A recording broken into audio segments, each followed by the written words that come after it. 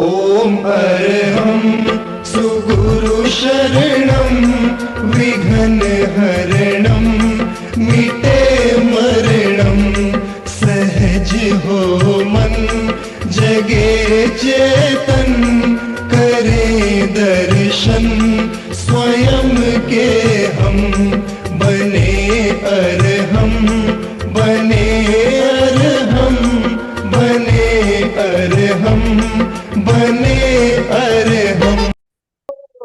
मोले अपना रे मोले अपना रे, कभी हम व्यस्त हैं घर परिवार में, कभी हम व्यस्त हैं नौकरी व्यापार में। जो समय बचता है वो जाता भाग दौड़ में, अपने तन मन को कब देंगे हम समय। तो आओ अपनाए योगा योगा योगा योगा योगा योगा योगा। आओ मेरे दोस्तों हम अपनाए योगा, सुबह को नहीं शाम होगा, शाम को नहीं तो सुबह को होगा। योगा योगा योगा योगा योगा योगा। आओ मेरे दोस्तों हम अपनाए योगा, जितने आसन को जीत लिया है उसने खुद को भी तो जीत लिया है। मन की चंचलता का दमन यह करता, रोगों का भी है उपचार करेगा। वाओ अपना योगा योगा योगा योगा योगा। आओ मेरे दोस्त को हम अपनाए योगा, सुबह को नहीं शाम को होगा। आओ मेरे दोस्त को हम अपनाए योगा, योगा योगा योगा योगा योगा योगा योगा। आओ मेरे दोस्त को हम अपनाए योगा। परम पावन परम आराध्य प्रातः स्मरणीय आचार्य श्री महाश्रमण जी के चरणों में सत सत नमन करते हुए हम आज सुबह का सत्र शुरू कर रहे हैं। त्रिपदी वंदना। वंदे अर्हं वंदे गुरुवरं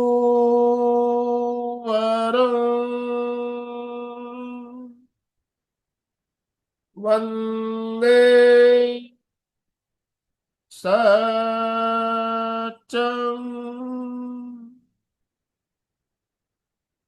सभी साधक साधिकाओं को जय जिनेन्द्र, सुप्रभात। ओम अर्हम ओम अर्हम।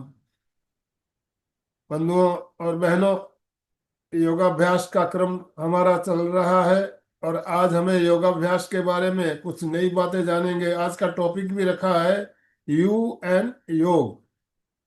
तो योग के बारे में हमारा मार्गदर्शन करने के लिए आज हमारे साथ दिल्ली से जाने माने डॉक्टर सतीश जी नायब हमारे साथ जुड़ चुके हैं। मैं ज्यादा समय लेना नहीं चाहूंगा। अलका जी सांखला हमारी कोऑर्डिनेटर हमारे साथ जुड़ी है। मैं अलका जी आपसे निवेदन करना चाहूंगा, आप डॉक्टर सतीश जी का शॉर्ट इंट्रोडक्शन देते हुए उन्हें ससम्मान आमंत्रित करें। Over to you. Good morning, जय जिनेन्द्र, शुभ प्रभात। कमान सब वीडियो ऑन कर दीजिए। जितने भी भाई बहन जुड़े सभी से निवेदन, वीडियो ऑन रखेंगे। भाई बहनों को रिक्वेस्ट, मैं स्वागत करना चाहूंगी सतीश जी का, जिनके वीडियो ऑन है। एक बार स्वागत कीजिए। Welcome welcome welcome, most welcome. MP care Kalyanam Kendra आपका सहर्ष स्वागत करते हैं। हम अच्छी तरह जानते हैं कि एमपी के और कल्याणम केंद्र कल्याण चाहते हैं, सबका भला चाहते हैं और सबको कुछ आगे ले जाना चाहते हैं। कौन कैसे आगे जाएगा वो उसके प्रकृति पर डिपेंड होता है, वो उसके स्वभाव पर डिपेंड होता है, वो उसके एटमॉस्फेयर पर डिपेंड होता है, वो उसके संस्कारों पर डिपेंड होता है। हर एक का अपना एक संस्कार होता है, हर एक का। जितने भी आज लोग जुड़े हैं वो अगर सोचेंगे तो कोई कलकत्ता से है, कोई पूना से है, कोई बॉम्बे से है, कोई अमेरिका से है, सब जुड़े हुए, कोई हैदराबाद से है। वो जहाँ रहते वो एटमॉस्फेयर अलग होगा, और घर का संस्कार भी अलग होगा। जैसे कोई हिंदू हो गए तो हिंदू संस्कार हो गए, जैन जुड़े हो गए तो जैन संस्कार हो गए। तो संस्कार कौन से है, कितने, इससे ज्यादा मुझे अपना कल्याण कैसे करना है, मुझे रिलैक्स कैसे रहना है, मुझे आगे कैसे बढ़ना है, प्रेक्षा ध्यान करके मैं कैसे आगे बढ़ूंगा, या मैं और कुछ करके आगे बढ़ूंगा, ये हमें चिंतन करना है। और इसको एक नई दिशा देने के लिए आज हमारे साथ जुड़े हैं डॉक्टर सतीश जी। सतीश जी से बात की तब मुझे पता चला कि एक किताब पढ़ी, देखिए एक आदमी का जीवन कैसे टर्न लेता है। एक किताब पढ़ी, कौन सी पढ़ी वो वही बताएंगे। और वो किताब पढ़ते ही उनके जीवन में, मन में एक हलचल पैदा हो गई कि कुछ करना है, ये तो जरूरी है। और फिर जब उन्होंने काम शुरू किया तब उन्होंने यही देखा, सबके अपने व्यूज है, रामदेव बाबा अलग कराते हैं, आर्ट ऑफ लिविंग अलग, परीक्षा ध्यान अलग कर रहा है, तो उनका भी एक अपना एक व्यू है। तो वो आज हमें शेयर करना चाहेंगे। तो यू एंड योगा बहुत अच्छा है। बेस तो योगा ही होता है, योगा से फिर आगे चेंज हो जाता है आदमी। कैसे होता है और हो सकता है चेंज होने के लिए उसको क्या करना है, ये भी हमें एक गाइडलाइन करेंगे सतीश जैसे, से मुझे अपेक्षा है। एक अच्छे पोस्ट पर, टॉप पोस्ट पर उन्होंने जॉब किया है, इतनी बड़ी कंपनी में इतने बड़े पोस्ट पे काम करना, और इतना बड़ा काम करते करते करते खुद के बारे में सोचना कि मुझे भी कुछ करना है, स्पिरिचुअली कुछ करना है, मुझे आगे बढ़ना है। जब आप व्यक्ति, नहीं तो क्या आप पैसे कमा रहा हूँ बहुत अच्छा है, इतना अच्छा जॉब है, चलो कोई जरूरत नहीं है बाकी चीजों की, और एंजॉय करता रहे, पैसे कमाता रहे, वो लाइफ अलग। और मुझे कुछ करना है, ये भाव ही सबसे बड़ी बात है। और ये भाव सतीश जी के अंदर जगे, इसीलिए पहले तो हम उनका बहुत अभिनंदन करते हैं, स्वागत करते हैं।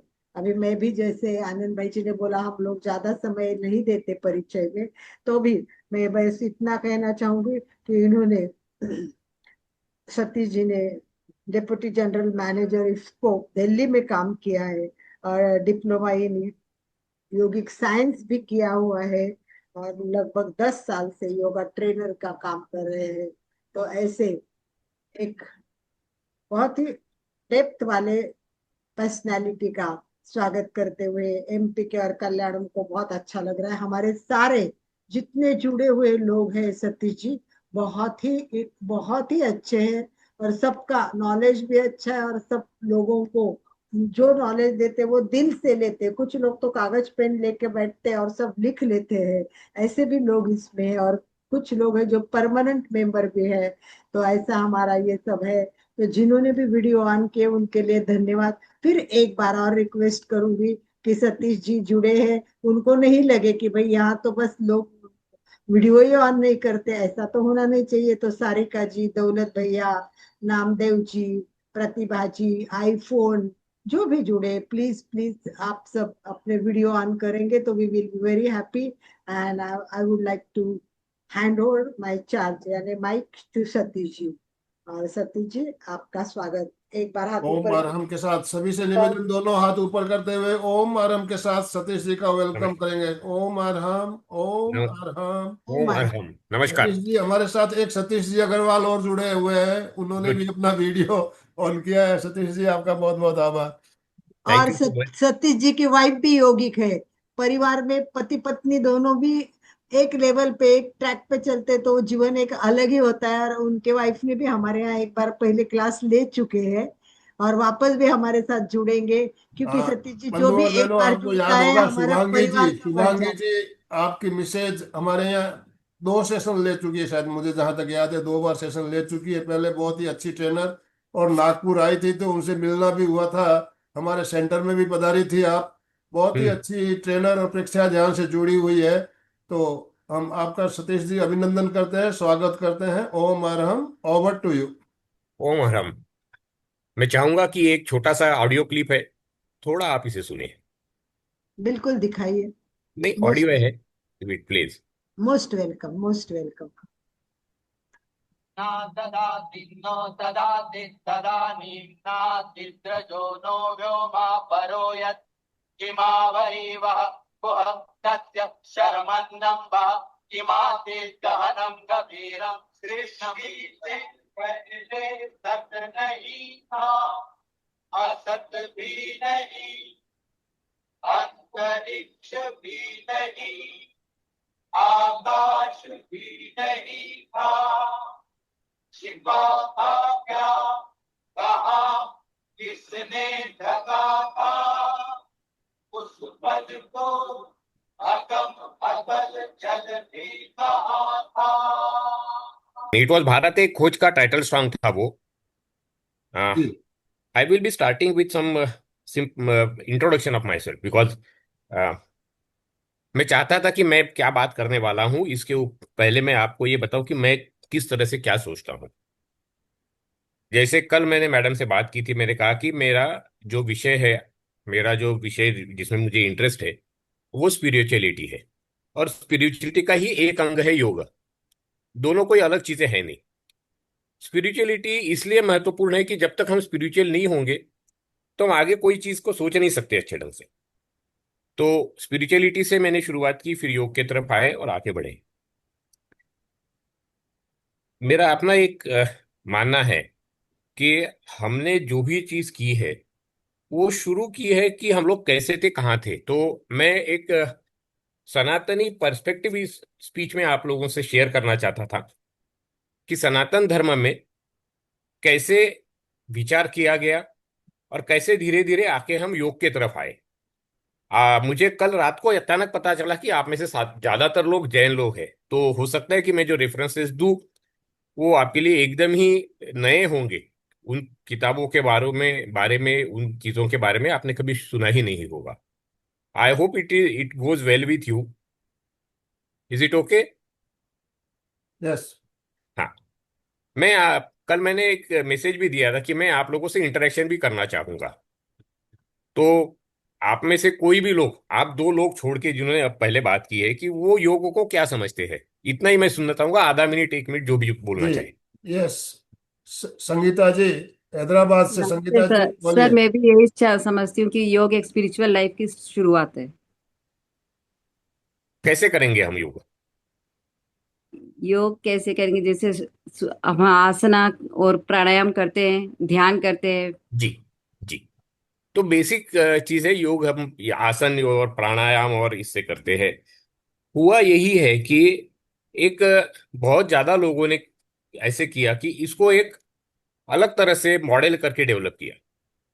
तो मैं will go back to our scriptures, जो हिंदू स्क्रिप्चर्स, जहां से मैं समझता हूँ कि हिंदुस्तान के सारे धर्म पंथ वहीं से शुरू हुए हैं। हिंदू यस स्क्रिप्चर्स में दो तीन हिस्से हैं। एक है कि वेद है, वेदों में कुछ चीजें कही गई हजारों साल पहले। बाद में है पुराण, कि पुराणों में कथाएं हैं, बहुत बड़ी बड़ी कथाएं हैं, हजारों पन्नों की कथाएं हैं। पता नहीं उनमें से वो क्या कहना चाहते हैं, क्योंकि उनके रेफरेंसेस अब काफी सारे नष्ट हो चुके हैं। समझ में ही नहीं आता कि इनको कहना क्या था।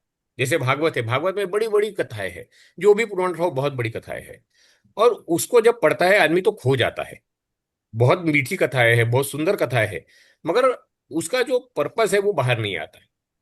उसके बाद में तीसरा एक आया उपनिषद।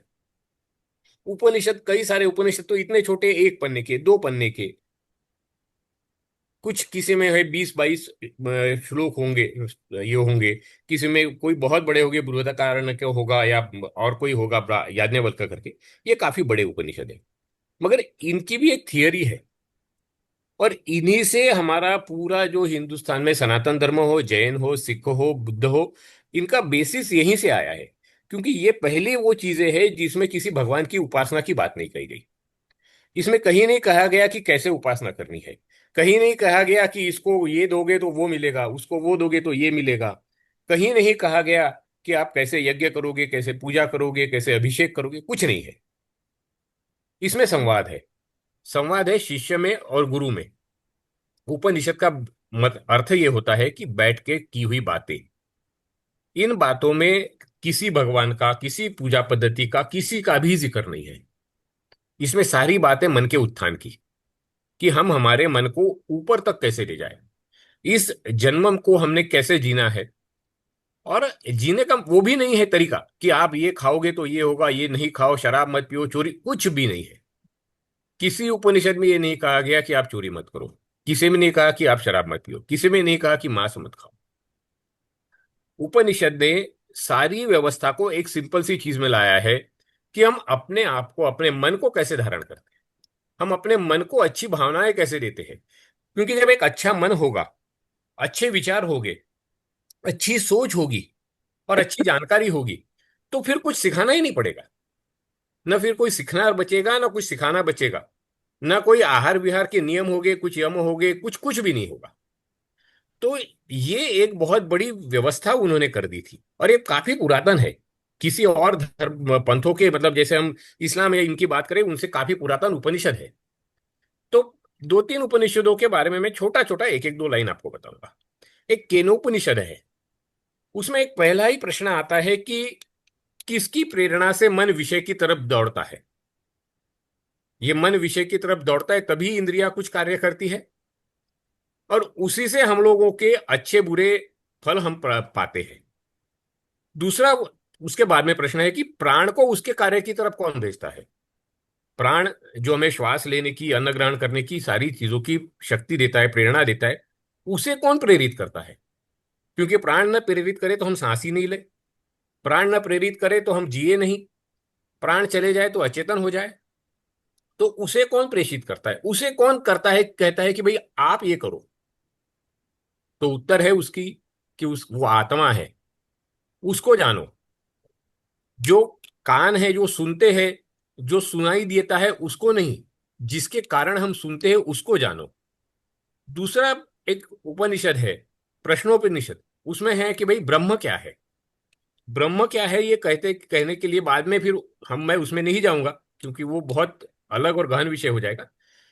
एक तैत्तरीय उपनिषद है जिसमें कहा गया है कि अन्न, प्राण, मन, आनंद ही ब्रह्म है। और शायद अन्य धर्मों में, अन्य पंथों में भी यही माना है। अन्न जो है यह पहला प्राण है, यह पहला ब्रह्म है। अन्न होगा तो ही हम जिएंगे, अन्न होगा तो ही हम आगे बढ़ेंगे। अन्न जैसा है, अन्न खाएंगे वैसे ही विचार पाएंगे, वैसे ही हमारे आचार होंगे। और इसीलिए जैनिज्म में अन्न पे, आहार पे बहुत ज्यादा जोर दिया गया है। आहार करना, न करना, कम करना, पूर्णता बंद कर देना, इन्हीं चीजों से जैन धर्म की कई सारी चीजें जुड़ी हुई है, आध्यात्मिक। तो अन्न, प्राण, मन, विज्ञान, और फिर आता है आनंद, ब्लिसफुल। कई सारे लोगों ने इसी को मेडिटेशन भी में कन्वर्ट कर दिया है कि हम ब्लिसफुल मेडिटेशन कराएंगे। हिंदू धर्म में या सनातन धर्म में एक बड़ी खूबसूरत चीज है, जो लोग जानते हैं कि ये सब क्या है, वो ऐहिक चीजों को छोड़ देते हैं। और जिस किसी में भी धर्म में जाओ, किसी भी रिलीजियस व्यवस्था में जाओ, चाहे सिख हो, चाहे बुद्ध हो, चाहे जैन हो, चाहे क्रिश्चियन हो, जो आत्मज्ञान पा लेता है वो अहिक सुखों को बहुत जल्दी त्याग देता है। और धर्म का पालन करना मतलब आत्मज्ञान को पाना, इतना ही है। अब एक छोटा सा उपनिषद है, बहुत छोटा, हो सकता है एक पन्ने का है, मुंडक उपनिषद। उसमें एक बड़ा मीठा सा सवाल है कि भाई क्या जानने से सब कुछ ज्ञात हो जाएगा। ऐसी क्या चीज है कि जिसे हम जानेंगे तो सब कुछ हमें समझ में आएगा। तो जवाब में है कि भाई विद्या है दो तरह की, एक है परा और दूसरी अपरा। अपरा विद्या में सारी भौतिक चीजें हैं, जैसे आपका फिजिक्स आ गया, बायोलॉजी आ गया, और भी कोई चीजें आ गई, सारा संसार का सारा ज्ञान आ गया है। और परा विद्या जो है उसमें विवेक, नीति, नित्य और अनित्य, यही ज्ञान है। और हर धर्म में, मैं फिर वही कहता हूं कि हर धर्म में यही है, नित्य और अनित्य का फर्क जाने। और अनित्य जो है, जो नष्ट होने वाला है, उसके प्रति वैराग्य भाव को धारण करे, उसको डेवलप करे। हम जब भी योग करते हैं, ध्यान करते हैं, धारणा करते, जो भी कुछ करते हैं, तो हम जो भी कुछ करते हैं उसमें भावना तो यही होती है कि अनित्य के प्रति वैराग्य निर्माण हो जाए। अब ये थोड़ी थोड़ी आपके लिए नई बातें हैं, मैं समझ सकता हूं कि ये अलग चीजें हैं, ये शायद आपने इन शब्दों में, इस रूप में नहीं सुनी होगी। मगर वही आप थोड़ा और सोचोगे तो ये सब आपके भी धर्म में है, मेरे भी धर्म में, सबके धर्म में यही है। धर्म यही है। अब गीता में और एक छोटे से वाक्य में भी इसको समझाया है कि या निशा सर्वभूताना तस्या जागृति संयमी।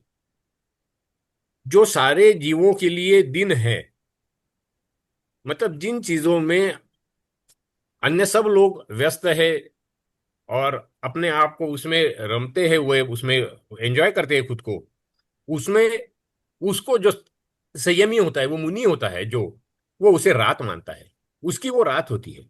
वो जो दुनिया है जहां पे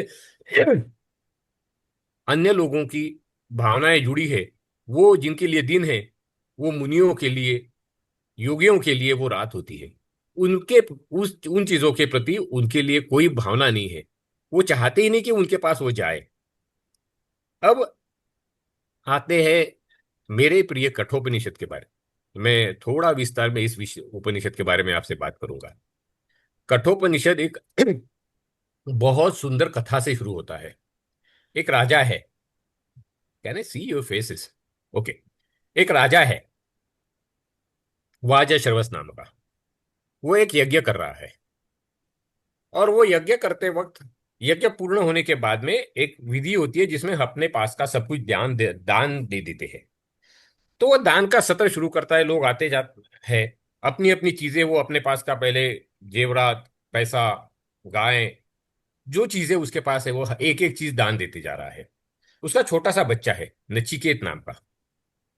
ये नचिकेत जो है ये सब कुछ देख रहा है, और धीरे धीरे जब दान देने की चीजें खत्म होते जाती है और दान सत्र शुरू ही रहता है, तो वो अपनी पुरानी बूढ़ी गाय देना शुरू करता है। अब ये नचिकेत देख रहा है कि मेरे पिताजी जो है, जो गाय दे रही है, उसका वर्णन ऐसा है कि जिन्होंने अपना जो खाना, खास खाना था खा लिया है, जो जल पीना था वो पी लिया है, जो बच्चे उन्होंने पैदा करने थे कर दिए हैं, जो दूध देना था वो दे दिया है। तो बड़ा विचलित हो जाता है। कहता है, पापा ये आप क्या दे रहे पिताजी? ये जो आप दे रहे हैं इससे तो किसी का भला नहीं होगा, और आपकी भी कोई कीर्ति नहीं होगी इससे। तो वो कोई जवाब नहीं देता और अपना काम शुरू रखता है। आगे और गाय देता है, और गाय देता है। बच्चा बड़ा और डिस्टर्ब हो जाता है, विचलित होता है, और फिर बोलता है कि ये ऐसे ही आप सब कुछ देते जाओगे तो मुझे किसे दोगे? मुझे किसे दोगे, ये सवाल बार बार पूछने पे उसके पिता को क्रोध आ जाता है। और उसके पिताजी बड़े गुस्से से उसको कहते, जा, तुझे मौत को दे दिया। बड़ी अजीब बात है। कोई पिता अपने संतान को मौत को देने की बात कहता है, सोचता सपने में भी, बड़ी विचित्र बात है। जितना हमको आश्चर्य हो रहा उतना उसे भी हुआ, नचिकेत को भी हुआ कि भाई ये क्या बात हुई। ऐसा ही मैंने क्या किया कि पिताजी ने कह दिया कि जाओ मौत के पास चले जाओ, तुमको मौत को दान दे दिया। तो बड़ा डिस्टर्ब हो गया, बड़ा दुखी हुआ, मगर उसने अपनी तैयारी कर ली, बोले चलो अब निकलता हूं। और फिर उसके पिताजी को लगा कि नहीं, मैंने तो गलत किया, मैंने ऐसा नहीं करना था, ये वो कहने लगी कि नहीं, मुझसे भूल हो गई, ऐसा मैंने नहीं कहना था, आपको नहीं जाना चाहिए। बेटे ने कहा नहीं, आपने कह दिया, मैं जाऊंगा ही जाऊंगा। अब वाकई थोड़ा बहुत कुछ वर्णन है, और फिर वो निकल जाता है। निकलता है, यमलोक पहुंचता है, यमराज के दरवाजे पे पहुंचता है। तो वहां पता चलता है कि he is on tour. Yamraj जो है टूर पे है, कहीं बाहर चले गए। सो ही वेट्स देयर। 3 दिन 3 रात वो वहीं रुकता है। और जब वहीं रुकता है तो ना अन्न ग्रहण करता है, ना जलप्राशन करता है, बस बैठा रहता है। 3 दिन बाद जब यमराज लौटते हैं, तो वो ये दृश्य देख के बड़े ये हो जाते हैं कि भाई ये कैसे हुआ? कोई मेरे दरवाजे आया, और खुद इतना छोटा बालक मेरे पास आया और बैठा रहा, ना खाया ना पिया, मेरी राह देखता रहा। बड़े खुश हुए। कहे कि बेटा बोल, क्या चाहिए, मैं तुझे तुम्हें 3 वरदान देता हूं। तो ठीक है, दे दो। तो बोले मांगो पहला। तो उसने कहा कि मुझे ये वरदान दो कि मैं जब लौटूंगा तो मुझे मेरे स्वजन जो है पहचाने और अपनाएं। देखो कितना कॉन्फिडेंस था कि भाई मैं लौटूंगा तो जरूर, मगर चाहूंगा कि मेरे जो स्वजन है मुझे अपनाए, और जब तक मैं वहां नहीं हूं मेरे न रहने का शोक न करें। बोले चलो दे दिया। फिर उसने और एक मांगा कि मुझे ज्ञान दे दो कि इस तरह का यज्ञ कैसे होता है। तो वो मां दे दिया। बोले अब तीसरा मांगो। तो उसने कहा कि मुझे मौत बताओ, मुझे ये बताओ कि मौत के पार क्या है। अब ये जब मांगा तो यमराज बड़े विचलित हुए। बोले यार ये क्या मांग लिया, दूसरा कुछ मांग लो, 1000 साल की उम्र मांग लो, रजवाड़े मांग लो, रानियां मांग लो, हजारों पोते नाती मांग लो, संसार का सारा सुख मांग लो। कहे नहीं। वो फिर भी यमराज तैयार नहीं थे। वो बिल्कुल नहीं तैयार थे। कहते ये चीज तुम्हारे बस की नहीं है, बड़े बड़े ज्ञानी पुरुष नहीं जान पाए, बड़े बड़े देवी देवताओं ने कोशिश की वो नहीं जान पाए, तो ये अड़िग रहा। कहा कि भाई जब कोई नहीं जानता तब तो जानने योग्य यही है, मैं यही जानूंगा। आप बताइए, मैं समझूंगा, जो बताएंगे समझूंगा। तो यमराज वॉज इम्प्रेस्ड, और आफ्टर ऑल वो भी चाहते थे कि मैं किसी को ज्ञान दूं। तो उन्हें धीरे धीरे इसमें कठोपनिषद में फिर आता है कि कैसे उन्होंने ज्ञान दिया। उस ज्ञान पे मैं नहीं जाऊंगा क्योंकि वो बहुत बड़ी कथा है। उसको जब मैंने पढ़ना शुरू किया तो कहीं मैंने पढ़ा था कि इसके चौथे अध्याय पढ़ते पढ़ते आपको बहुत का ज्ञान हो जाएगा। I was round 40 that time. तो मैंने सोचा कि यार चलो पढ़ के देखते। एक बार पढ़ा, 2 बार पढ़ा, 3 बार पढ़ा। चौथे अध्याय में मुझे कुछ नहीं मिला, पांचवे में नहीं मिला, अंत तक नहीं मिला। भाई ये ज्ञान है कहाँ? फिर बोला ये कहा है तो होगा तो कहीं। ऐसा तो नहीं होगा कि इतनी बड़ी बात कोई झूठ कह देगा। और किसी दिन कहीं कुछ और ही पढ़ रहा था तो मुझे एक लाइन स्ट्रक कर गई कि वो क्या है। बहुत सिंपल सी बात थी। Death takes away from you everything that is not you. मौत आपसे वो सब ले लेगी जो आप नहीं है। ये शरीर, ये दुनिया, इसमें जो जीने के लायक, जो जिन जिन चीजों को आपने जीने लायक समझा वो आप नहीं है। और मृत्यु जो है वो आपसे आप सब कुछ वो ले लेगी जो आप नहीं है। फिर क्या बचेगा? यदि मृत्यु हमसे सब कुछ छीन लेगा, हमारे बेटे बेटियां, बहुएं, घर दार, संसार, पैसा, जायदाद, जो भी कुछ है वो सब ले लेगा, तो क्या बचेगा? बचेगी हमारी आत्मा और बचेंगे हमारे कर्म। जो हमारी आत्मा है वो तो अविनाशी है, और जो कर्म है वो हमारे साथ चलेंगे जन्म जन्मांतर। तो ये उपनिषद की जो भावना मैं आप तक ये पहुंचाना चाहता था, चाहे मैं बहुत अच्छी तरह से नहीं पहुंचा पाया, क्योंकि मेरे विचार जिस तरह से चल रहे हैं उस तरह से शायद आप लोग इसी क्षण नहीं सुन पा रहे। सतीश जी, हाँ। हमने नचिकेता की कहानी पे पूरी एक क्लास ली हुई है, वेरी गुड। कंप्लीट एक क्लास। पूरी स्टोरी को अच्छी तरह ज्ञान योग में मैंने पूरी स्टोरी ये समझाई हुई है। Very good. Very good. हमारे यहाँ के लोग थोड़े से नचिकेता और ये कहानी को थोड़ा जानते हैं अच्छे से। मैं इसके गहराई में नहीं जाना चाहता था। मैंने सिर्फ एक एक लाइन में जो मैं आप तक पहुंचाना चाहता था कि हमारे बाद हमारी आत्मा और हमारे कर्म, ये दो ही चीजें रहने वाली है। हम तो जाएंगे। यही चीज मैं आपको एम्फोसाइज करना चाहता था। नचिकेता की तो कथा वैसे भी उपनिषदों में कथाओं का कोई प्रयोग होता नहीं है। किसी उपनिषद में कथाएं नहीं होती है। बहुत थोड़ी सी 10 लाइन की, बड़े मुश्किल से 10 लाइन की कथा होगी। इसके शुरुआत में थोड़ी 20 लाइन की आ गई। वो इसलिए आ गई कि एक किशोर की भावनाओं को जगा के, जैन धर्म में भी मैं जानता हूँ, हमारे इसमें भी शंकराचार्य ने 8 वर्ष की उम्र में संन्यास लिया था। आप लोगों में भी बहुत कम उम्र में लोग साधु साध्वी बन जाते हैं। ये वो उम्र होती है जिसमें यदि वैराग्य भाव उत्पन्न हो जाए तो क्या सुंदर उसका जीवन बन जाता है।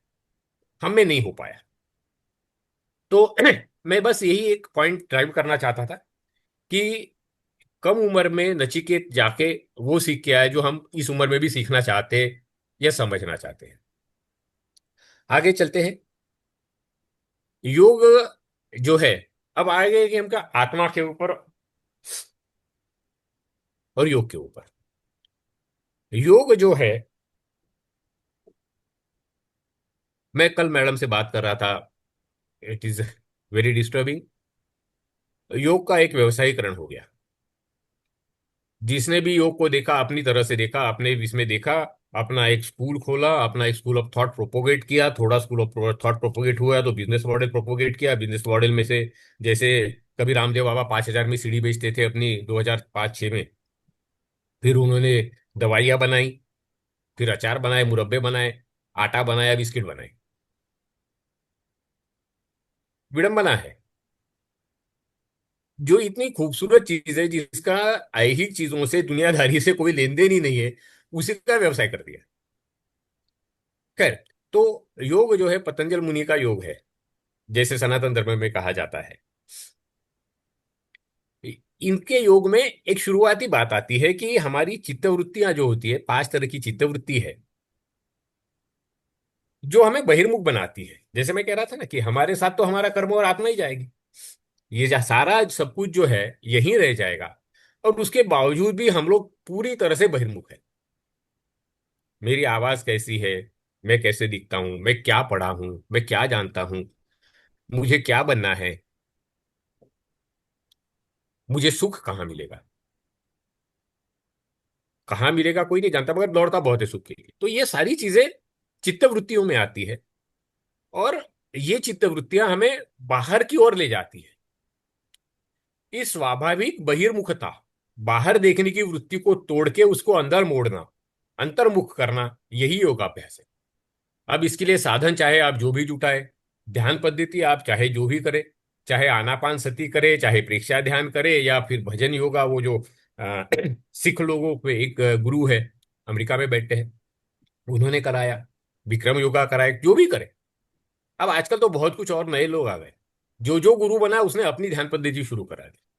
किसी की ये है, क्या नाम उनका, आर्ट ऑफ लिविंग का, सोहम सुदर्शन क्रिया, सोहम हंसु। जग्गी वासुदेव जी की और एक पद्धति है, ईशा वालों की। हर किसी की, हाजी है, दाजी है, जितने भी निकले सबने अपना अपना एक तरीका निकाल लिया, कहा कि भाई यही है और यही अंतिम सत्य है। जबकि हमारे, मेरे धर्म में, सनातन धर्म में कोई विषय नहीं है कि भाई यही एक मार्ग है। बड़ी खूबसूरत चीज है। आप जैसा भी करो, जो भी करो, सब कुछ चलता है। हमारे भगवान कहते हैं, जो भी मुझे दोगे सद्भाव से दोगे वो मेरा है। जो भी मेरे पास आएगा, जिस भी कामना से आएगा, मेरा नाम लेगा, वो मेरा है। तो ये ओपननेस तो बहुत जरूरी है योग में। अब मैं वृत्तियों पे बात कर रहा था कि प्रमाण वृत्ति है। कि भाई हम कोई चीज जानना चाहते हैं तो उसके लिए प्रमाण मांगते हैं। प्रमाण क्या होगा? एक तो प्रत्यक्ष, प्रत्यक्षम किम प्रमाणम, प्रत्यक्ष का क्या प्रमाण होगा? ये मेरा हाथ है, ये मेरा हाथ है, इसका क्या प्रमाण? ये तो हाथ है। फिर अनुमान है कि भाई ऐसे है तो ऐसे होगा, जब धुआं निकल रहा है तो आग होगी। और तीसरा है गुरुवचन। जो चीजें दिखाई नहीं देती, जिनका कोई प्रत्यक्ष नहीं, कोई अनुमान नहीं है, उसके लिए आगम, गुरुवचन प्रमाण है। दूसरी बहिर्मुखता वृत्ति जो है, हमारी चित्तवृत्ति है, वो है विपर्य। जैसे जो नहीं है वो महसूस होता है। अंधेरे में रस्सी देखो, ये सनातन में बहुत जगह जगह पे उदाहरण है।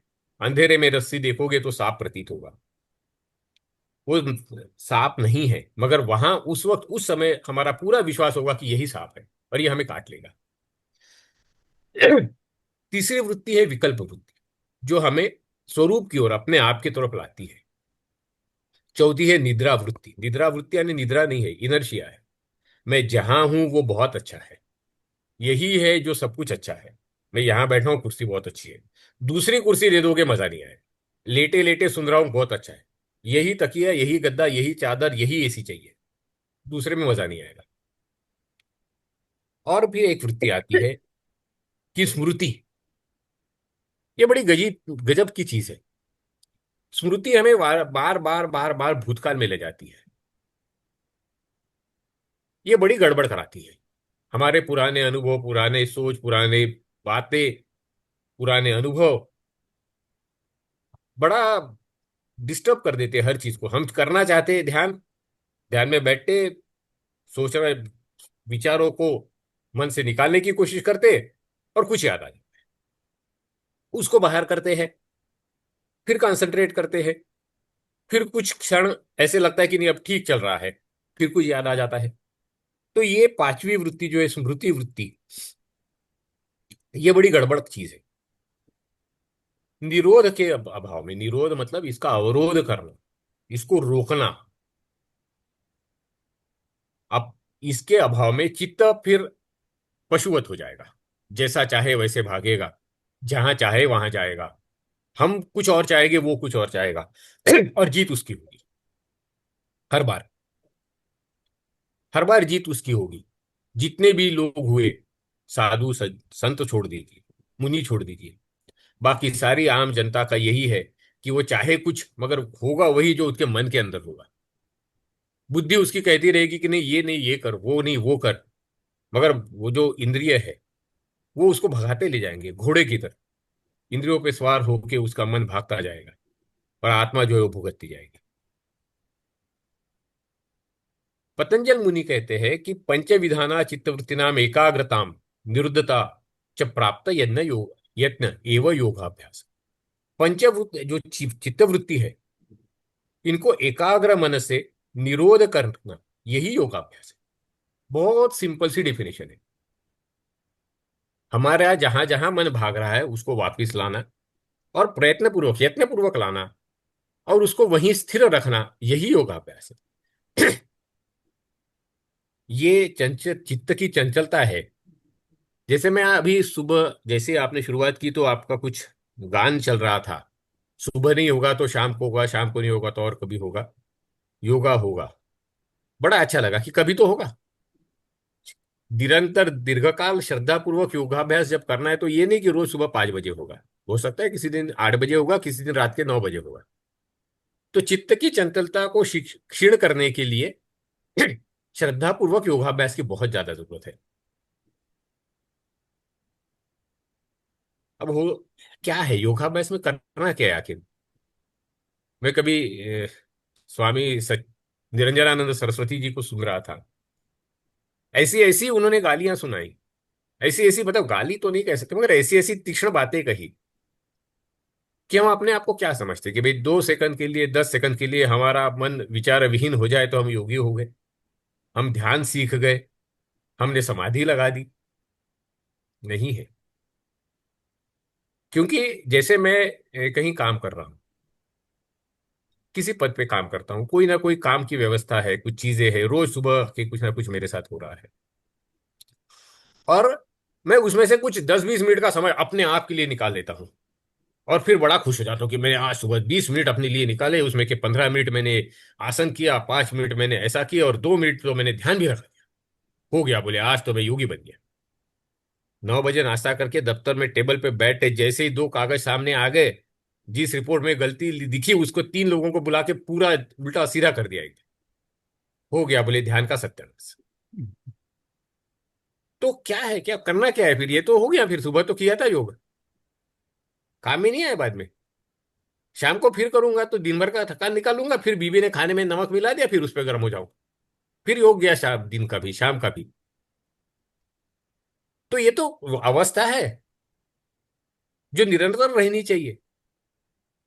अलौकिक, लौकिक, इनके प्रति पूर्ण निरीक्षता, कुछ भी नहीं चाहिए मुझे, और आत्मानंद में निमग्न होना, उसमें ही रम जाना, यही वैराग्य है।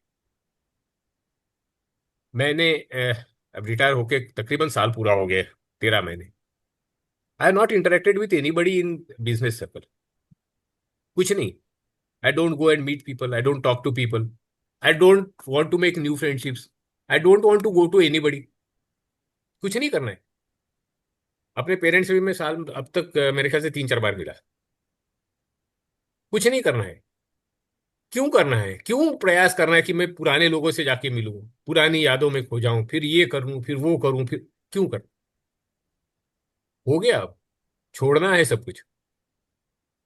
जब छोड़ने की भावना आएगी कि नहीं अब छोड़ना है, जाना है, तब लगेगा कि नहीं अब मैं योग के मार्ग पे चल सकता हूँ। मैं सारी चीजें भी समेट लूंगा, जेब में पैसे भी ठूस लूंगा, जब और अहंकार भी अपना साथ में रख लूंगा, और फिर कहूंगा कि मैं विरागी बनना चाहता हूँ, साधु भाव बनना चाहता हूँ, अच्छा बनना चाहता हूँ, नहीं बन पाऊंगा। जेब के पैसे हो, रिश्ते नाते हो, सब कुछ अब धीरे धीरे भूलना है। और जितना जल्दी भूल सके, चाहे 10 साल की उम्र में भूल जाए, 20 साल की उम्र में भूल जाए, जब जागो तब सवेरा है। चाहे मैं उसे 60 साल की उम्र में भूल जाऊं, 70 साल की जीते जी जी पाऊं तो भूल जाऊं, जब भी भूल जाऊं उसी दिन सवेरा हुआ। तो सवेरा होने का समय कोई निश्चित नहीं है, सवेरा होना चाहिए और होगा भी। यदि भावना होगी तो सवेरा होगा। देखो ऐसा है कि जैन, बुद्ध, सिख सनातन धर्म से ही निकले। इन्होंने बहुत सारी चीजें सनातन धर्म की छोड़ दी, मगर दो पक्की पकड़ ली। एक है ओंकार और दूसरा है योग। तो ओंकार और योग, ये तो ये देश के, इस देश के जितने भी धर्म पंथ है, जितने भी विचार है, जितने भी स्कूल ऑफ थॉट्स जैसे आजकल सनातन धर्म भी आए, सबने यही चाहा है कि योग का अनुसरण करके हम लोग आगे बढ़े। तो ये 3 4 धर्म पंथ जो भी है, इन्होंने सबने क्या कहा कि 7 चीजें हैं जिनको त्यागना है। संपत्ति संचय, अहंकार, मनोरंजन, काम सेवन, रुचिकर आहार विहार, खाने पीने की चीजों का बड़ा शौक, अपनों का पोषण, मेरे भाव का, मेरा है, ये मेरा, ये तुम्हारा, मी, माइन, माई सेल्फ, सारी चीजें। और परिग्रह की तृष्णा, जमा करने की होड़ कि और लाओ, एक गाड़ी है दूसरी खरीद लो, एक कार है दूसरी कार ले लो, एक टीवी है 4 टीवी कर दो, एक एसी चल रहा है 4 टीवी। इन चीजों का त्याग करने का जो मादा है, ये जो चीज है, ये सारे धर्मों में, पंथों में सिखाई है। और मार्ग एक ही बताया है कि इसके लिए हमें पहले योग का अनुसरण करना होगा। योग का अनुसरण करने के तरीके, 100 तरीके बता दिए। 100 लोगों ने 100 तरीके तो भारत में आज ही बता दिए होंगे। मेरी पत्नी और मैं, हम लोग साथ में स्टडी करेंगे, लिखेगी वो, कि हम लोग यही एक स्टडी करने जा रहे हैं कि जितनी सारी ध्यान धारणा पद्धति है, क्या ये सच में कुछ अलग अलग है, या ये एक ही चीज के अलग अलग रूप है, और इसमें से कौन सी ज्यादा कारगर सिद्ध होती है। ये शायद हम लोग दोनों संशोधन करेंगे, और डिलीट वो करेगी इसके ऊपर, मैं भी उसमें इंटरेस्ट के बतौर काम करूंगा साथ। तो मेरा आप तो अपना मानना है कि सब कुछ एक ही है। सारी जितनी पद्धतियां बताई गई है, सांस रोकना है, छोड़ना है, पकड़ना है, ये करना है, वो करना है, छोड़ना कुछ और ही है। Unless I bring to your mind what I think, just by saying कि हाथ उठाओ, यूं करो, हो गया, एक सांस ले रही, हो गया एक आपका भ्रस्त्रिका प्राणायाम, नहीं है वो, ये नहीं है। प्रॉब्लम यही शुरू हो गई है कि एवरीबडी वांट्स कि मैं इस तरह से भस्त्रिका कराता हूं, भ्रामरी कराता हूं, वो कराता हूं, ये कराता हूं, ऊपर से अपनी सांस चलाओ, नीचे ले जाओ, विचार को ऊपर लो। कुछ नहीं है ये। जब तक मेरा मन नहीं ये कहता कि मैं छोड़ना चाहता हूं, उसमें कुछ नहीं है। And so only I don't like to interact with people who are not accustomed to this school of thought. जहां मन का योग सबसे पहले आएगा, वही योग है। मन को यदि हम कंडीशन कर पाएंगे कि मेरा मन इन चीजों को मानता है, छोड़ना चाहता है, और मैं अब इसके आगे जाऊंगा, तभी उस कृति को कोई मतलब है। बिना भाव के की हुई सारी कृतियां वही उतनी जैसी है, जैसे मैं सुबह उठ के कुछ स्तोत्र पढ़ता हूँ, श्लोक पढ़ता हूँ, आप भी कुछ पढ़ते होंगे। कई बार वो मुंह से मैं बोलते जा रहा हूं और मन में कुछ और चलते रहता है, उसी तो तरह। मन को यौगिक बनाने के स्टेप्स बताइए। मैं आज, अभी I think will be closing with in very short हाँ, टाइम। टाइम कम है ना, इसलिए हाँ, पूछ रही इसीलिए मैं कह रहा हूँ कि आई विल नॉट गो हूँ। टू दैट सेक्शन, पॉइंट पे। I will try to concentrate on something very simple. क्योंकि ये आपने कई लोगों से सुना है, मैं वही शुरू से कह रहा हूं, कल भी आपसे मैं कह रहा हूं, जिसने भी खोली यही किताब खोली, जिसने भी खोली यही दुकान खोली। मैं कहता हूं हंसो सोहम करने से सुदर्शन क्रिया हो जाएगी, आप गुणी हो जाओगे, धनी हो जाओगे, योगी बन जाओगे। दूसरे ने कहा कि भस्त्रिका कर लोगे, गुणी बड़े योगी बन जाओगे। किसी ने कहा वो कर लोगे, अनुलोम विलोम कर। भाई इतना आसान है क्या? इतना आसान होता तो सारे के सारे योगी होते देश में, 140 करोड़। 140 करोड़ योगियों का देश हो जाता है। ये कोई दिक्कत, कुछ कोई प्रॉब्लम नहीं, किसी को नहीं, किसी से नहीं, किसी चीज से नहीं। नहीं होता है ऐसा। भावना तैयार करना, उसकी भूमिका बना लेना और उस भूमिका को स्वीकार करके फिर उसको कृति में लाना, that is the correct action plan. देखो, अब मैं क्लोज करने के बाद I will go to Kabir ji. Kabir ji ने इसलिए ही कहा, और मैं उसको इसलिए थोड़ा सा ज्यादा मानता हूं, साधो सहज समाधि बली। जो करो, खुले नयन हस से देखू, सुंदर रूप निहारू। जो भी देखूं वो सुंदर है। जहां सुनूं, जो भी सुनूं उसको सुमिरन समझूं। जहां खाऊं पीऊं सोऊं, उसी को पूजा गृह समझूं। एक सम सबको लेखूं, दूजा भाव मिटाऊं। जो सोऊं करूं परिक्रमा, जो करूं सो सेवा। जो सोऊं तब करूं दंडवत, पूजू और न देवा। कुछ नहीं करना है, जो भी करना है उसमें सिर्फ भाव निर्माण करना है कि ये मैं क्या कर रहा हूं। मुझे, I am really sorry for this thing कि मैं आपसे कुछ नहीं करा रहा हूं। कुछ नहीं करना ही ध्यान है। कुछ नहीं करना ही योग है। कुछ नहीं करना ही पूजा है। मैं आपसे यही बात करने के लिए आ जाया था। मैं बुलाया तो नहीं गया था, you know better two of you why I came. मगर मेरा ये मानना है कि कुछ नहीं करना, अपने आप में रहना और अपने आप में संतुष्ट रहना, यही योग है। योग कुछ करने से, कुछ न करने से, नीति करने से और प्राणायाम करने से और खाने न खाने, वो खाना ये नहीं खाना, शराब पीना नहीं पीना, इनसे योग नहीं होता। शराबी भी योगी हो सकता है, मांसाहार करने वाला भी योगी हो सकता है, कुछ नहीं खाने वाला भी बड़ा दुष्ट हो सकता है, सारे खाने पीने आचार विहार के नियम रखने वाला भी बड़ा क्रूर हो सकता है। सारा खेल तो मन का है। आप उसको जिस तरह से सिखाओ। मैं आपकी पद्धति पे, कोई किसी की पद्धति पे कोई टिप्पणी नहीं कर सकता, क्योंकि उसकी अपनी पद्धति है। अपनी अपनी पद्धति से जो करते हैं वही करो।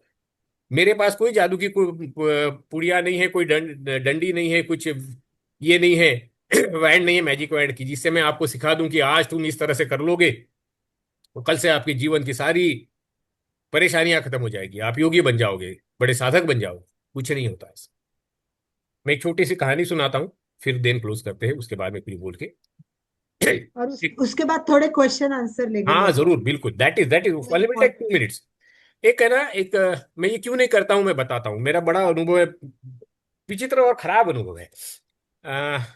Around 87 88, my office asked me to join a class session, 2 days session run by some person just like me. कि आ गया कहाँ से पता नहीं, नहीं था वहां पे, पिक्चर में नहीं था, मगर उसको किसी ने बुला लिया। किसी बॉस का कुछ था, उसने बुला लिया। उसने, हम लोग गए, 15 20 25 लोग थे, और बड़े हॉल में बिठा के उसने हमको कुर्सी पे बैठे बैठे योगा सिखा दिया। बोले ऐसे कर लो तो शाम तक आपका बड़े जो दिन भर का तनाव था पूरा निकल गया। हम सुनते रहे। 2 दिन पूरी कथा सुनी उसने, हमको कुछ समझाया, हम भी सीखे। अच्छा भी लगा उस वक्त, तो बहुत बढ़िया लगा कि देखो यार इतना आसान होता है, हम नहीं करते। कुर्सी पे बैठे बैठे अपनी गुठियां भींच लो, आंखें बंद कर लो, सांस रोक दो, फिर छोड़ दो, वो बोले हो गए जिंदा, नए आदमी बन गए। हम में से एक सज्जन थे, बड़े प्रभावित हुए उनसे। दोनों दिन उनके पीछे लट्टू की तरह घूमते रहे, सर मुझे कुछ और बताओ, मुझे कुछ और बताओ, और कुछ कराओ मुझसे, ये कराओ वो कराओ।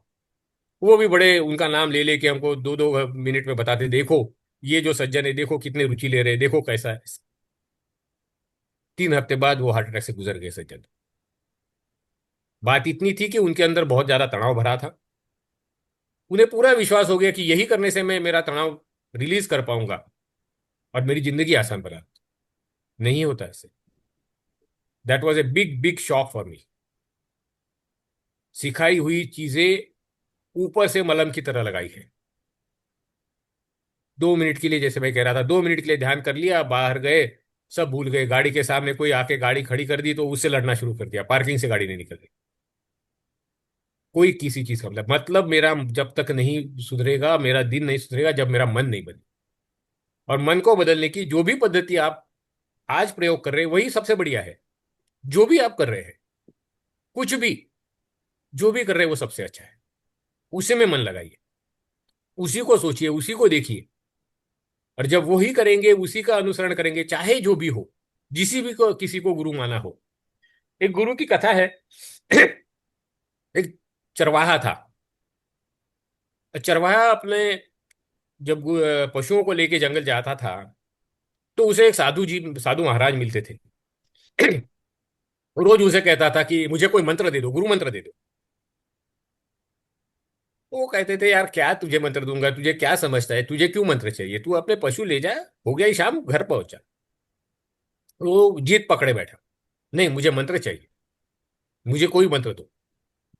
वो बड़े नाराज हुए कि यार तेरे लिए मंत्र है हर, जो तू पशु ठेलने के लिए या भगाने के लिए कहता है वही हर तेरा मंत्र है, कहते जा हर, कहे तेरा कल्याण हो जाएगा। तो उसने पूरी श्रद्धा से उसको ग्रहण कर लिया। वो आते जाते हर बोलता था और सोचता था कि मैं भगवान की उपासना कर रहा हूं और भगवान मेरा सब ठीक कर देंगे। एक दिन यूं हुआ कि वो निकला घर से, पशुओं लेके नदी पार निकल पहुंच गया। दोपहर बड़ी भारी बरसात हुई, नदी पानी से भर गई, बाढ़ आ गई। और ये जब लौटा तो देखा कि नदी में तो पानी है, मैं नहीं जा पाऊंगा, मेरे पशु भी नहीं जा पाएंगे। उसे याद आया मेरे गुरु ने मंत्र दिया है, बोले भाई जाऊंगा और ये मंत्र मुझे पार कराएगा। और उसे वही शुरू कर दिया हर हर। कहते हैं नदी की दो पार्ट हो गए, बीच में रास्ता बन गया और वो अपने पशुओं के साथ भली भांति उसमें से गुजर गया।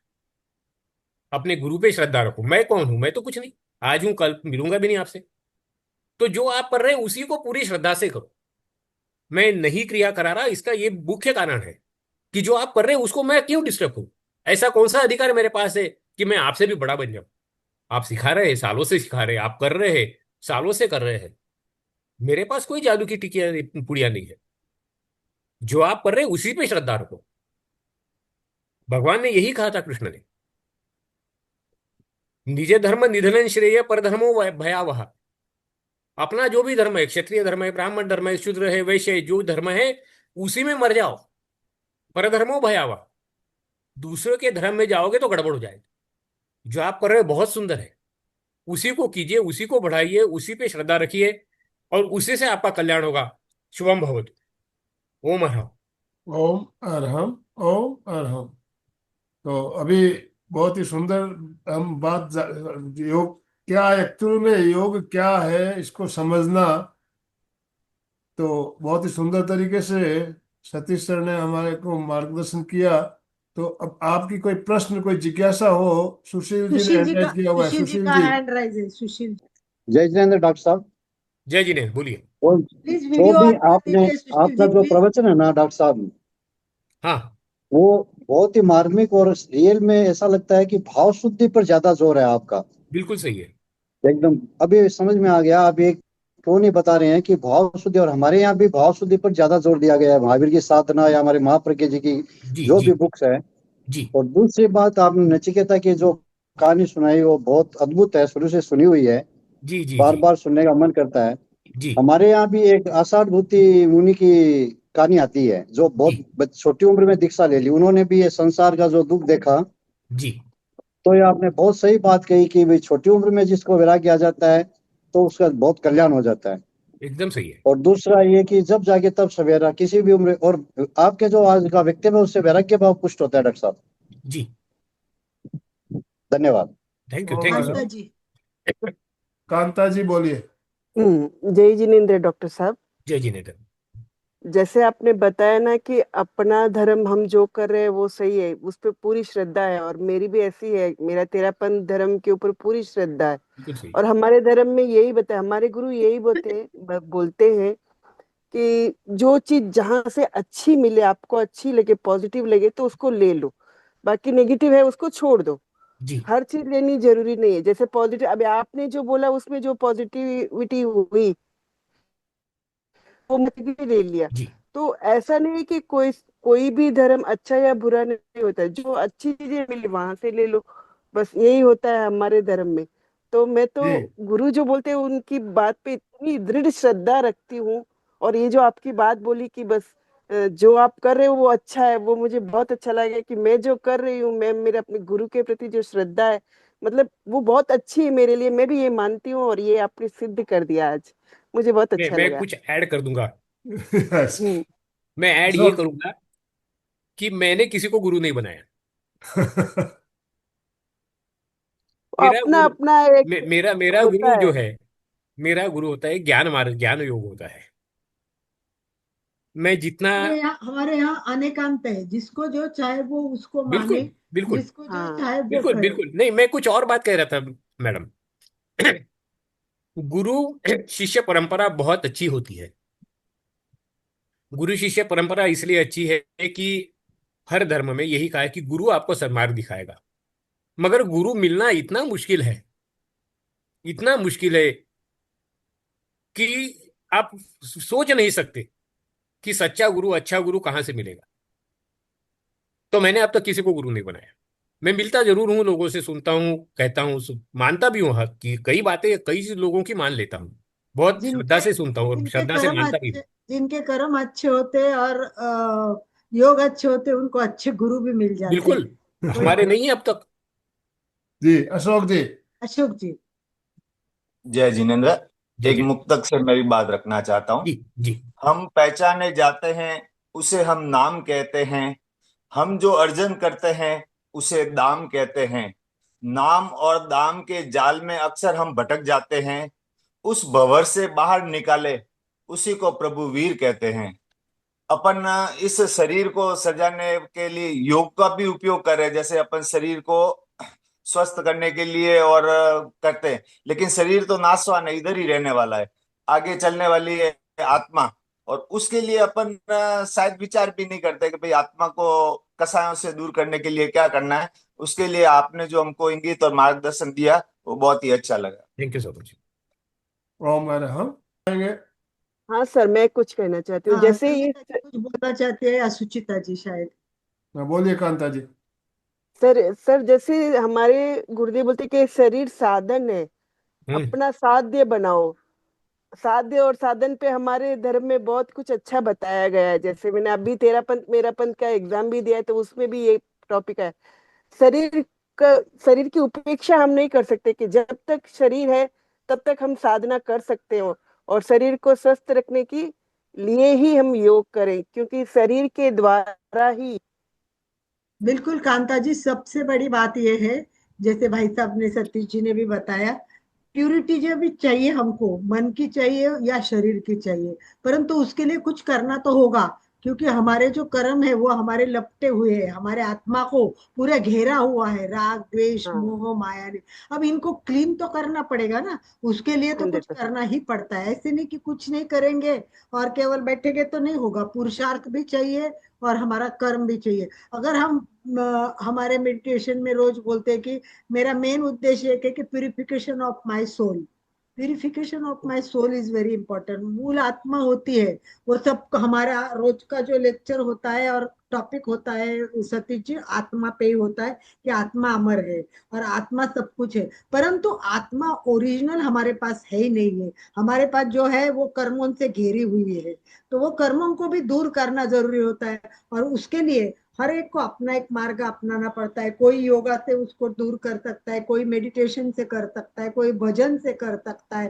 तो इसीलिए तो हमें जो योग दिए है, वो ज्ञान योग दिया है, कर्म योग दिया है, भक्ति योग दिया है, राज योग दिया है। अभी हमारी यही सीरियल चल रही है कि योग के कितने प्रकार है और उससे हम क्या कर सकते हैं, क्योंकि जानना तो सभी पड़ेगा। उसके बिना हम रिजल्ट तक नहीं पहुंच सकते, या हमको जो चाहिए वो पा भी नहीं सकते हैं। किसको क्या पाना है, सबका अलग एम हो सकता है, ध्येय हो सकता है।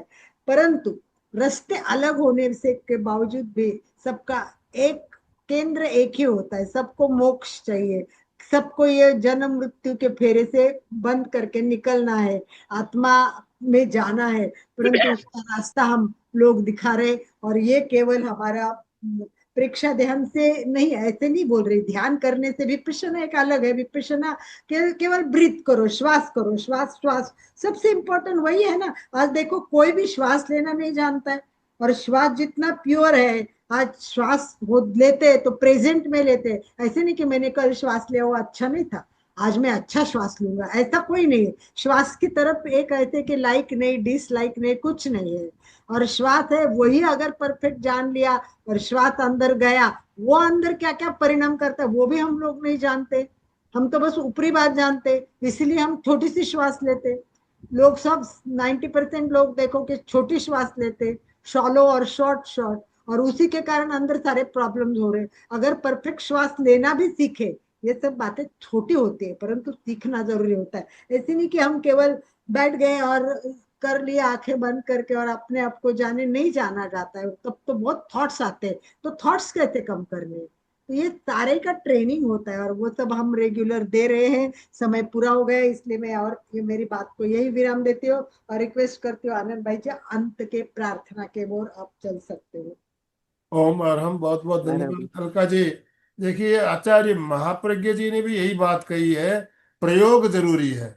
प्रयोग, प्रयोग जब तक हम बातें सिर्फ किताबें पढ़ पढ़ के या सुन सुन के उसको हम अमल में नहीं लाएंगे, प्रैक्टिकली नहीं करेंगे, तो हमारे काम की नहीं। इसीलिए प्रेक्षा ध्यान पद्धति एक पूरा प्रायोगिक पक्ष है। जो भी बातें आध्यात्मिक बात हो, योग की बात हो, जो भी है इसमें पूरे प्रयोग बताए गए, तो प्रयोग भी हमारे एकदम लिए जरूरी सिंपल है। बात है आनंद भाई जी, स्विमिंग की हजारों किताबें पढ़ो, जैसे भाई तब कितना भी पढ़ो, पानी में जब तक उतरेंगे नहीं स्विमिंग आएगा नहीं। और बिल्कुल बिल्कुल। कितना भी वर्णन शुरू कि शुगर कितनी मीठी है, यस कितनी यस, मीठी है, सतीश जी कुछ थोड़ा कहना सीखने चाहते हैं। लगे कि भाई यस सतीश अनुभव जी। आया। एक मैं स्विमिंग के बारे में कहना चाहूंगा। I normally swim more than 2 kilometre every day. मैं लोगों को एक उदाहरण देता हूँ कि दो आदमी तालाब के किनारे खड़े हैं, दोनों को तालाब में फेंक दिया। एक को स्विमिंग आती है, एक को नहीं आती है। आप में से कोई बताएगी कि वो क्या करेंगे? कोई भी बताए। सुचेता जी, यस सुचेता जी कुछ कहना चाहती है, बोलिए Sucheta ji. Best of your thinkers. आप में से टाइम जो हो भी गया बेस्ट हो, सिंगर से बताए कि दो शख्स खड़े हैं, डिस्कस नहीं एक करते। को तैरना आता, एक को नहीं आता, दोनों को पानी में फेंक दिया। दोनों को क्या करें? जो जिनते जिनेंद्र, जिसको आता है वो तो कॉन्फिडेंस में रहेगा, और जिसको नहीं आता है तुरंत पैर हाथ पैर मार के स्विमिंग करना सीख जाएगा। नहीं, बेस्ट ऑफ योर थिंकर्स में ट्राई। अ, मुझे लगता है कि वो शायद श्वास रोक लेगा उस टाइम तू मर एकदम। जाएगा, सांस रोक नहीं पाएगा ना। कितनी देर तक रोकेगा? पानी तो ले जाएगा नीचे। और लोग कोशिश कीजिए। चलो यही आपका है, यही समझ लीजिए कि यही है। संगीता जी कुछ कहना चाहती है, संगीता जी गीता, कहिए बोलिए। कहिए। सर वो भगवान से ही मदद मांगेगा या कोई की मदद मांगेगा डूब किसी जाएगा, और डूब से? जाएगा। कोई भगवान नहीं आया किसी को बचाने। तैरना तो उसको ही पकड़ के रख देगा जिसको आता है उसको। नहीं, नहीं होगा। लिए शॉर्ट सोचिए, में देखिए, मैं वही कहता हूं कि हम बद्ध हैं, मतलब क्या है, कितने बंधे हुए हैं। We can not open our mind. We can not open our mind. दोनों हाथ पैर चलाएंगे।